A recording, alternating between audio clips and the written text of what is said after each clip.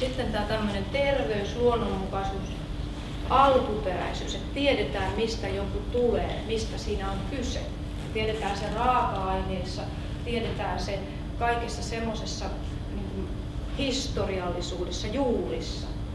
Sellainen on entistä tärkeämpää, entistä merkityksellisempää. Et ei pelkästään ruuassa, vaan kaikenlaisissa asioissa. Et mikä on jonkun, vaikka jonkun talon historia. Esimerkki on sitten sukututkimus, kiinnostaa entistä enemmän. Se on tosi laaja harrastus nykyään. Kaikki semmoinen, että tiedetään, että kuinka me on tänne tultu tai miksi me tehdään tätä, mikä niin kuin sitoo meidät johonkin perinteeseen. Semmoiset asiat tässä. Kierrätys myös. No sitten yksi, mikä on ihan sellainen, tämä avoin suunnittelu. Tämä on niin kuin ihan niin kuin semmoinen, että näin toimitaan. Et jos jotain suunnitellaan, niin laitetaan se nettisivuille, että okei, meillä on suunnittelukokous silloin ja silloin, että kaikki, jotka olette tästä meidän tapahtumasta kiinnostuneita, tervetuloa. Et se ei ole vaan, että se johtokunta tai hallitus miettii keskenään, vaan ollaan avoimia, annetaan mahdollisuus. Ja ne, jotka tulee, niin ne tulee. Ei varmaan yleensä, mitä mä oon seurannut nettisivuilla ja jutellut ihmisten kanssa, niin ei mitään hirveitä ryntäyksiä synny. Mutta kyllä siellä nyt aina varataan muutama tuoli lisää. Eli tämä on sellainen, että kaikki on sen oman kulttuurinsa asiantuntijoita. Mikä on tosi hieno asia, koska niinhän se on. Jokainen tietää, mikä minua kiinnostaa, mikä on sellainen asia, minne voisin mennä. Tämä on sitten ihan eri asia. Nämä tarkoittaa tällaisia niin kuin vapaita toimijoita. Meillä on sitten ihan eri asia, miten toimii kunnallinen demokratia tai joku muu julkinen päättäminen esimerkiksi eduskunnassa. Niitä varten on olemassa lait. Mutta yritys tai yhdistys, järjestö voi itse päättää, kuinka se tekee. No sitten sosiaalisen median käyttö. Asioista kerrotaan, kun äsken sanoin, että esimerkkinä pyydetään paikalle tulemaan. Tai ihmisiä rekrytoidaan töihin, että laitetaan pienistäkin mahdollisuuksista, ei pelkästään palkkatyöhön, vaan siihen, että voisi osallistua. Meillä olisi tämmöinen homma tehtäväksi, kuka haluaisi tulla auttaa tässä asiassa. Sitten kutsutaan yleisöä, ei pelkästään niin, että laitetaan lehteen ilmoitus, vaan se laitetaan sieltä Facebookin kautta tai mitä sitten halutaankin käyttää näitä. Myös sitten sosiaalisessa mediassa rakennetaan sitä ilmiön kuvaa. Tehdään niin kuin se sellainen ulkoasu tai se, että miltä halutaan näyttää, niin sitä laitetaan sinne sosiaaliseen mediaan. Ja jos lukeekin vähän hassusti, pitäisi olla nopeus, mutta lukee nopeus. Ja sillä tavoitetaan tosi äkkiä. No toinen, tai aika moniskin asia on tässä se, että sosiaalisen median käyttö pitää osata ja olla siitä myös tietoinen, että sen vaikutukset on nopeita. Ja sitten siellä myös tehdään sitä, että siellä saadaan aikaiseksi vaikka mitä vaikutuksia. Jos halutaan, niin siellä voidaan pöyristyttää ihmisiä. Tai siellä joku pieni lause jossakin voi saada aikaiseksi vaikka mitä ketjureaktioita. Tämä on sellainen, mitä kannattaa miettiä, mutta sitä myös kannattaa käyttää. Joo, fucking fun. Tämä on sitten sellainen, että jos nyt jonnekin joku menee, niin sen on oltava hauskaa. Et eihän sitä kukaan nyt lähde, ettei jos ei siellä ihan kunnolla jotain.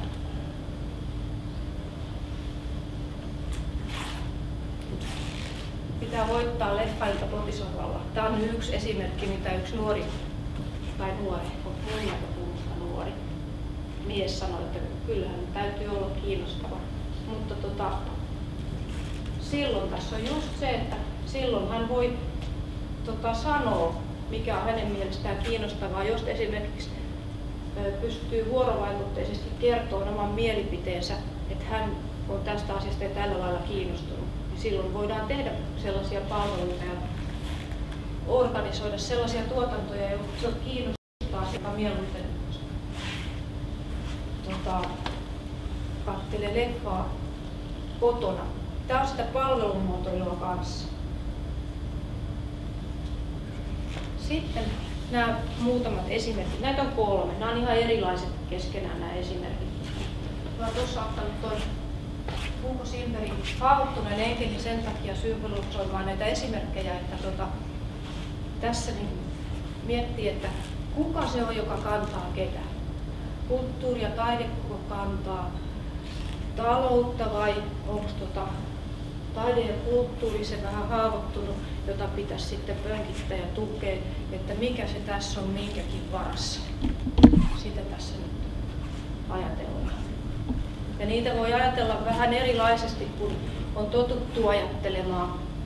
Ja tähän kuva sinällänsä laittaa päinvastoin sen, että yleensähän nämä taivaalliset olennot ja enkelit, ne jotka on voimakkaita ja kertoo meille asioita ja tukee ja auttaa. Ja nyt sitten tämä enkeli onkin joutunut autettavaksi. Se on jopa 2 pikkupoikaa, jotka sitä auttaa. Ensimmäinen esimerkki on Espanjasta. Carmen Thyssen museo. Madridissa on Thyssen museo, todella kuuluisa taidemuseo. Ja sitten Carmen Thyssen, joka on Espanjan kauneuskuningatar, yli 60-vuotias nainen.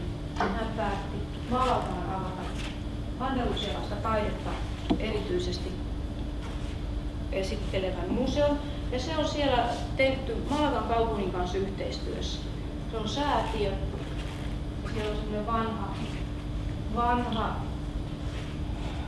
renessanssipalatsi, joka on sitten täksi museoksi kunnostettu. Ja mikä se museon vetovoima on? Se on ollut nyt vasta semmoisen 2 vuotta siellä ihan Malagan kaupungin keskustassa. Ja se alue, siellä on pieniä kujia, se on ihan sitä vanhaa kaupunkia. Ja se oli silloin aika nuhjusta aluetta. Siis sellaista, että oli sotkettu jollakin, siis likasta, ei paljon siivottu kujia. Ihan keskustassa siinä, mutta ei niitä kivoja katuja, jossa olisi turvallista kulkea. Pelkkä tämä museon sijainti siinä keskustassa, se on laajentanut turistien kävelyreittejä. Ne on alkanut kulkea sitä kautta. Ja sitten sinne on avattu pieniä kahviloita ja tämmöisiä välipalakahviloita, baareja, tapaspaikkoja.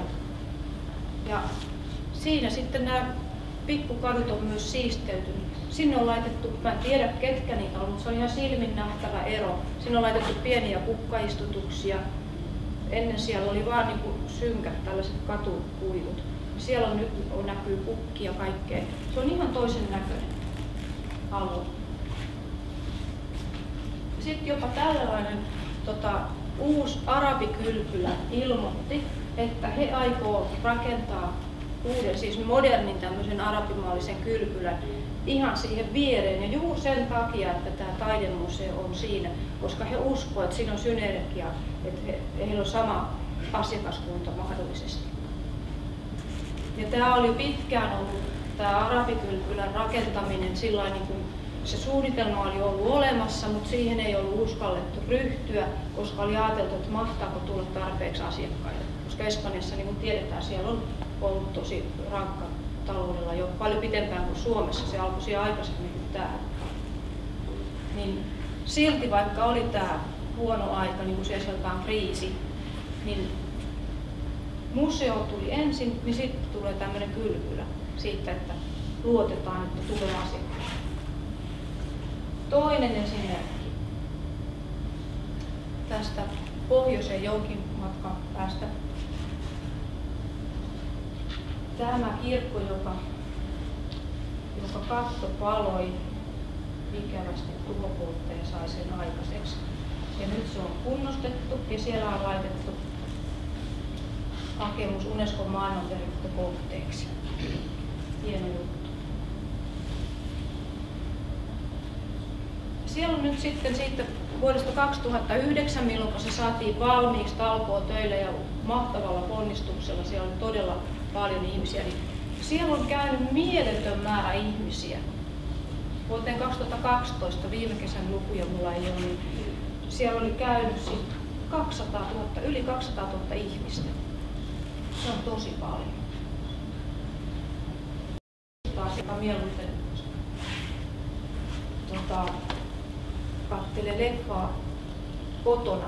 Tämä on sitä palvelumuotoilua kanssa. Sitten nämä muutamat esimerkit. Näitä on 3. Nämä on ihan erilaiset keskenään nämä esimerkit.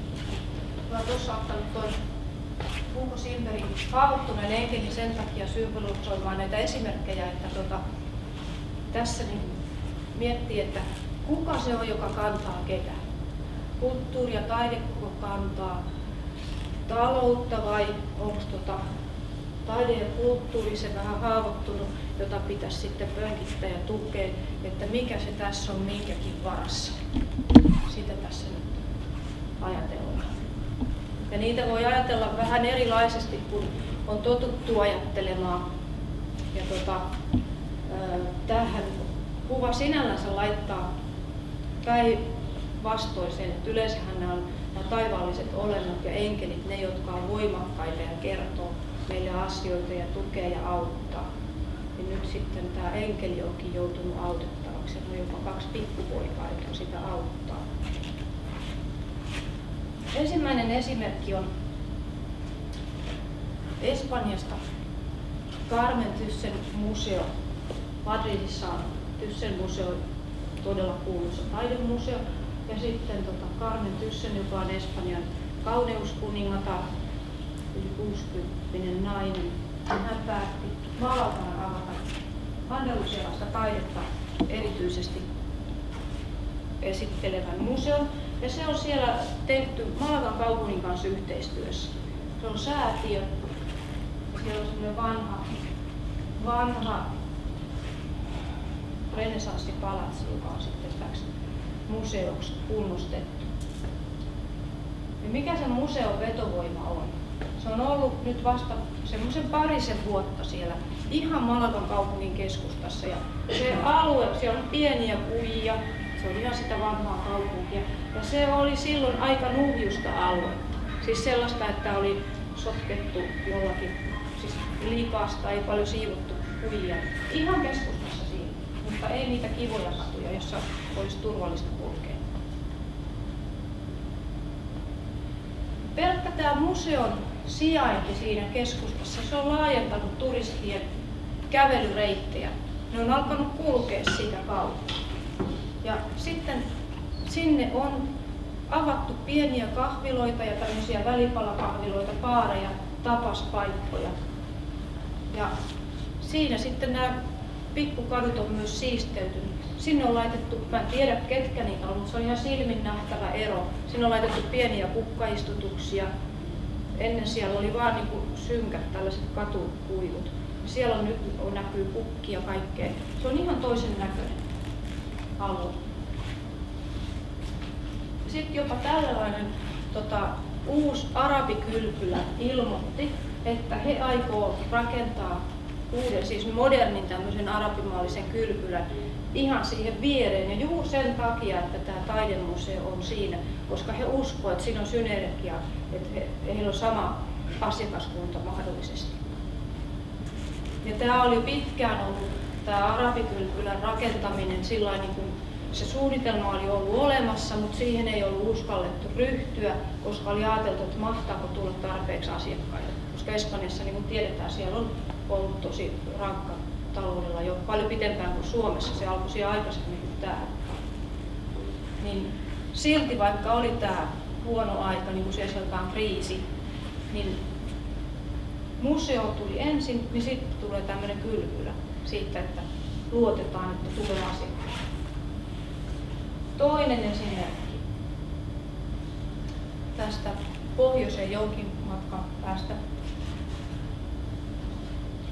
Tämä kirkko, joka katto paloi ikävästi tuhopoltteen sai sen aikaiseksi. Ja nyt se on kunnostettu ja siellä on laitettu hakemus Unescon maailmanperintökohteeksi. Hieno juttu. Siellä on nyt sitten siitä vuodesta 2009, milloin se saatiin valmiiksi talkootöillä ja mahtavalla ponnistuksella, siellä oli todella paljon ihmisiä, niin siellä on käynyt mieletön määrä ihmisiä. Vuoteen 2012, viime kesän lukuja mulla ei ole, niin siellä oli käynyt yli 200 000 ihmistä. Se on tosi paljon. Se on myös, voit totakin katsoa, niin siinä on ratikkamuseo, Helsingin ratikkamuseo. Se on yksi kaupungin ilmaisista museoista, sinne pääsee pääsymaksut ja kaikki. Ja se korjaamo niin pitää sitä siinä samalla, ja se korjaamon tiloja on vähän niin kuin se ratikkamuseo on niin kuin korjaamon tilojen sisässä. Ja sitten myös kaupungin kulttuuritoimi on mukana siinä. Niin että korjaamossa järjestetään aina elokuussa Helsingin teatterifestivaali, Stage-niminen festivaali, ja sinne tulee kohdeapuraha. Mitä siellä muuta on? Siellä on baari ja ravintola, kahvila. Ja nämä on ihan mielettömän tärkeät tulolähteenä. Niin että korjaamon omistaja Raul Grünstein sanoi, että toiminnalla ja kulttuurilla houkutellaan ihmisiä paikalle, jotka maksaa sitten pääsylipun jostakin musiikkiesityksestä tai muusta, mutta sitten tulot tulee kahvilasta ja baarista. Siellä on galleria, monitasoinen, siis tiloja on monenlaisia sillä gallerialla, se on hyvin niin ajateltavissa, joka pitää, niillä on omat taiteilijat ja sitten sinne myös muita taiteilijoita. Tällä hetkellä esimerkiksi Riiko Sakkinen, joka on Korjaamon gallerian edustajana, niin on Madridin Arco-messuilla Korjaamon edustajana. Sitten siellä on kirjakauppa, pop-up-kauppa, jossa tällä hetkellä myydään käsityöläisten tuotteita, joka on siellä johonkin tämän kevään, alkoi viime vuoden lopussa, ja se on vain jonkun aikaa. Ei se ole sitten sen pitempään. Sitten sinne voi tulla joku toinen pop-up-kauppa.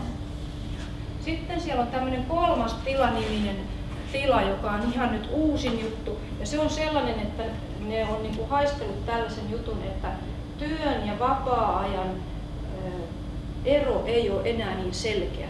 Ja on sellaisia toimijoita, jotka voi mennä sinne korjaamaan. Sinne on tehty, kun se on iso korkea tila, niin siinä on rakennettu sellainen parvi, joka on sellainen olohuonemainen. Ja siellä siellä on sellaisia niin työtiloja. Voi mennä sinne niin oleskeleen ja tekee samalla, jos on jotain tietokonetyötä tai sellaista työtä, mikä onnistuu semmoisessa paikassa. Sitten siinä samassa kolmannessa tilassa on myös studio, voi editoida ja tehdä kaikkia sellaisia. Se on siinä kanssa niin kaikkien käytettävissä. Ja se ratikkamuseo ja teatteri. Lisäksi tällä korjaamolla on tämän korjaamon paikan lisäksi Helsingin rautatieaseman jääpuisto, se luistelurata, mikä on Helsingin rautatieasema, on tosi suosittu. Niin se on sen korjaamon laittama sinne ja se on siellä talvella. Ja nyt niillä on semmoinen hanke, jonka nimi on Allas. Ne aikoo rakentaa Helsingin satamaan Katajerokan rantaan sellaisen kaupunkimerikylpylän. Se on tosi mielenkiintoinen hanke. Tänä kesänä, ensi kesänä sinne tulee vasta kahvila ja sitten ne alkaa. Mä en sitten tarkemmin puhu, mitä se on, mutta sitten sen näkee, jos se toteutuu. Siinä on aika monta teknisiä ongelmia. No niin, mistä se saa tulot? Teatterin, musiikki ja kuvataide, siitä tulee 1/3. Sitten siitä ravintolasta, kahvilasta ja baarista tulee saman verran, sitä puolta vetää aivan ammattilaiset. Siellä just nyt aloitettiin plussipalvelu. Ja se on auki aikaisesta aamusta, siellä saa puuroa aamulla ja se on ihan semmoinen niin kuin kunnon tämmöinen baari, kahvila, ravintola. Ja sitten 1/3 tulee näistä yrityspalveluista, jotka on mitä tahansa tapahtumia, joihin on tilavuokra ja sitten sinne myydään myös sisältöä, sitä sisältöä, mitä sillä korjaamolla on muutenkin tiedossaan, musiikkia, esiintyjiä ja niin edelleen. Suunnittelupalvelut on sitten erilaisia markkinointi ja tämmöisiä niin kuin tuotteistamisasioita. Ja Korjaamo itse haluaa olla tämmöinen uuden eurooppalaisen kulttuurin dynaaminen, monialainen keskus, joka tuottaa, siis itse tuottaa, järjestää, organisoi, tekee ja myös esittää niin, että sinne voi muitakin mennä esiintymään merkityksellistä kaupunkikulttuuria. Ja se on, ettei mitä tahansa, vaan sillä pitää olla joku merkitys. Ja tämä liikevaihto on 10 vuoden aikana 10-kertaistunut. Se oli ensimmäisenä vuonna 2004 500 000 euroa ja nyt sitten se on 5 miljoonaa. Viime vuosi, tai siis ei viime vuosi, vaan sitä edellinen, mistä on nyt nämä luvut olemassa. Siellä oli 30 ihmistä töissä plus lukuisia freelancereita. Näyttelyitä oli 20 yhden vuoden aikana. Näitä teatteriesityksiä tietenkin lukuisa määrä, koska siellä on se festari elokuussa monen päivän mittainen. Musiikkiesityksiä 250. Ja sitten keskusteluita. Keskustelut on semmoisia, että ne on ilmaisia. Ne on esimerkiksi kirjailijatapaamisia. Kun siellä on kirjakauppa, niin kirjailijatapaaminen tietenkin tukee sitten kirjojen myyntiä. Tai ne voi olla jostakin ajankohtaisesta asiasta keskustelua, joka tapahtuu siinä kahvilabaarin-tilassa. Silloin ihmiset tietenkin tuo sinne, ostaa kahvia, ostaa mitä siellä on muuta tarjolla. Se lisää sitä liikevaihtoa sinne. Mutta ei tarvitse maksaa mitään pääsymaksua. Ja sitten yksityistilaisuuksia erilaisten, ihan yksilö voi pitää juhlia tai yritykset pitää jotakin omia tilaisuuksia. Kävijöitä oli 140 000 vuodessa ja sitten pääsylippuja myytiin 45 000. Korjaamon jäseneksi voi myös liittyä. Se on ilmaista, ei tarvitse maksaa mitään ja sitten silloin saa käyttää sitä Korjaamon tiloja ja saa tietoa kaikista näistä tapahtumista ja jotain muitakin etuja siinä oli. Ja erittäin paljon tämä Korjaamo näyttää kiinnostavan mediaa, että tosi usein siitä mainitaan 100 osumaa kuukaudessa. Tässä mä oon kyllä nämä jo kerran kertonut, paitsi Korjaamon markkinat, semmoiset on. Tässä on sitten kirjakaupasta kuva, mutta tässä, näettekö tuossa? Joo. Tässä on nimittäin, verrataan sitä noin yleisesti koko maassa, että taidemuseo ja teatteri, niin lipputuloista ne saa 30% ja julkinen tuki on yleensä 70%. Tämä on ihan semmoinen koko maan tällainen karkea jako, että mitä nyt on. Se voi olla eri lailla, mutta näin se suurin piirtein menee. Mutta sitten Korjaamossa lipputulot on 15%, julkisen sektorin tuki 15% ja kaikki muu, mitä Korjaamo itse hankkii tuloa, on 70%. Ja siellä on monenlaista. Ja toi baari, kahvila, ravintola toiminta, sillä on tosi iso merkitys, se on tuon 30%, erittäin paljon. Ja niin kuin äsken kerroin, niin se, esimerkiksi niillä puhetilaisuuksilla, niillä niin kuin lisätään sen baarin ja kahvilan toimintaa. Ja myös tämä jäsenyys ruokkii sitä baarin ja kahvilan toimintaa, koska tietenkin niiden jäsenten, ne voi tavata siellä toisiaan ja se on ihan toisenlainen tila, kun sen kokee omaksensa. Ja sitten nämä kauppa, jos lukee kauppahalleri, se tarkoittaa sitä kirjakauppaa ja poppukauppaa. Ja sitten se on semmoinen 2% luokkaa. Samalla lailla se gallerian myyntiprovisio on semmoisen 2–3%. Sitten on yksityisiä sijoittajia, jotka on laittanut rahaa, niin kuin esimerkiksi sijoittajia, sponsoreita. Sitten on ihan todella sellainen 2%. Toimisto on se Image Match toimisto. Sen on 8%. Sitten tässä, mitä tämä sanoo, tämä omistaja Raul Grünstein, että lähdin soitellen sotaan. Kulttuuritoimintamme on saanut paljon tukia euroina, 30–40 000 euroa vuosittain. Käytännössä se on vain noin 7% kokonaisbudjetista. Eli se toimeliaisuus, se taloudellinen toiminnallisuus pitää olla sitä pitää olla ja miettiä ja mistä sitä saadaan. Ja äskeisessä diassa näkyy, että se tulee monesta purosta. Että se ei vaan tule yhdestä, että niitä pitää olla useita. Sitten hän sanoi, että en vaihtaisi pois. Helppoa ei ole ollut. Vaikka kasvua on ollut, toiminta on ollut pääosin alijäämäistä. Olen laittanut omia varoja. Vuodesta 2014 tulee ensimmäinen plussan puolella. Siis 10 vuotta.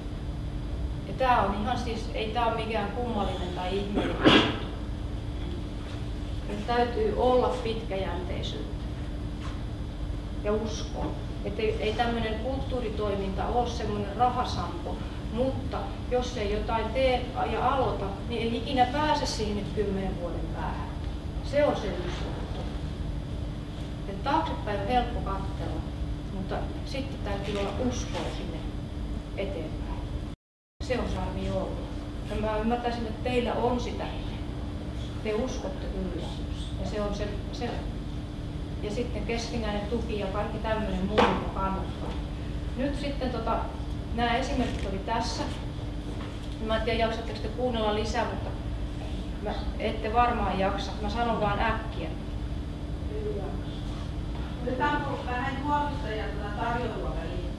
Mä luulen, että mä lopetan tähän. Mä en kerro näistä tämmöisistä terveys- ja sairausvaikutuksista, miten kokonaisterveys taiteen ansiosta on pitempi.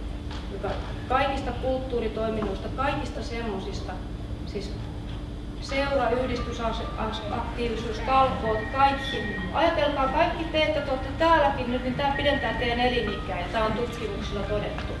Siis esteeksi luultiin, että se on vain suomenruotsalaiset, että ne nyt elää pitempään ja huomattiin, että ainoa ero on meihin muihin, että ne on aktiivisia ja lapsesta saakka ne otetaan mukaan kaikkiin juttuihin. Ja ne on 80-vuotiainakin, ne vielä osallistuu ja menee joka puolella. Mutta se ei johdu niiden rahoista, ei paremmasta terveydestä, ei niiden geeneistä. Ne on kaikki laitettu pois, tehty tutkimukset niin. Ja nyt on saatu selville, että ne on tehty pelkästään suomenkielisillä seuduilla. Ja katsottu ne ihmiset, jotka osallistuu ja on aktiivisia kaikenlaisissa asioissa, mitä tuossa sanotaan, niin ne elää pitempään. Ja tämä on niinku se juttu, missä tässä nytkin mulla menee kylmät väreet. Siis ajatelkaa, ihmisessä tapahtuu jotakin tosi merkillistä, mitä sitten sieltä sisältä ei ole vielä saatu selville, mitä tapahtuu. Mutta se on kiistatta totta, että kulttuurisesti aktiiviset ihmiset, jotka jo pienestä lapsesta lähtien alkaa kartuttaa sosiaalista pääomaa, niin ne elää pitempään. Se on näin, poukkoinen. Ja se on jopa tehokkaampaa kuin liikunta. Sitä on verrattu, laitettu ne, jotka liikkuu pelkästään ja ne, jotka on kaikissa tällaisissa riennoissa. Niin kulttuuria harrastavat ihmiset, vaikka se on kuorolaulu tai mikä tahansa talkoo, niin ne elää pitempään. Ja se on vuosissa pitempään, ei ihan mitä vaan tahansa. Tämmöinen. Mut sitten vielä tämmöinen lopetus. Tähän mä lopetan. Tämä on ton tunnetun runoilijan runo. Ja mitä varten on elämä? Mitä varten on taide? No elämä on kokemuksien keräämistä varten. Taide on elämän heräämistä varten. Sitten mä oon soveltanut tätä. Mitä varten on taide? Mitä varten on kulttuuri? Kulttuuri on vaurauden keräämistä varten. Taide on terveyden heräämistä varten. Tämä on se noin niin kuin ytimessä kaikki tämä. Kiitoksia.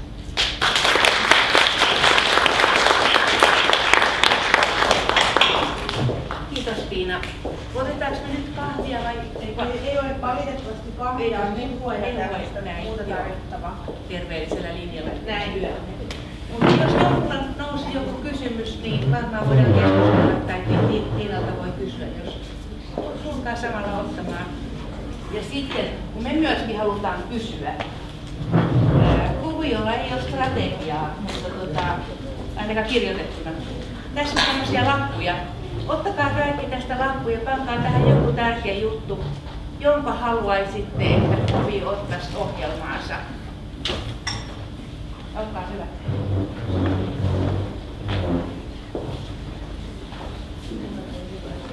No olkaa hyvä, kysykää mitä teille tuli mieleen tai kommentoikaa. Sanokaa mitä jäi ajatuksia. Tiedätkö sä, mun tuli tuossa, kun sä puhuit tuosta korjaamosta, niin mieleen